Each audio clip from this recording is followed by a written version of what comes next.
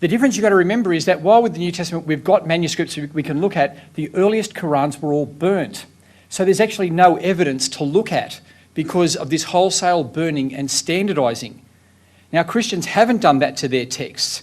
As I pointed out, they weren't in one set of hands, and there's a big difference between having burnt all your early manuscripts and not having burnt them. Yes, we've got differences within ours, but we haven't burnt them to standardise one text, and I think that is significant to say. Allow me to break the ice. Now, as I said, some Orientalists, and every now and then there'll be a particular brand of missionary, will suggest that, well, Uthman could have made changes to the text in this time. You know, he burnt them all that didn't agree with him. He could have made changes, or at the very least, he was the one that decided what was in it and what wasn't.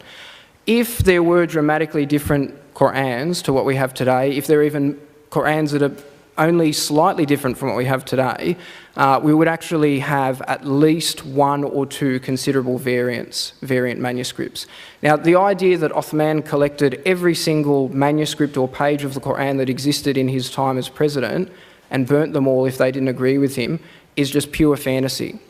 You know, to now, in the modern day, collect every copy of a single book between Morocco and China would be impossible, let alone to do it in about a 12-month period when immediately after there's a rebellion starting in your nation, a rebellion that eventually would kill Uthman only a few years later. Okay, so the idea that he could have done any of that stuff is just absolutely non-rational. Now, there's no other word for it.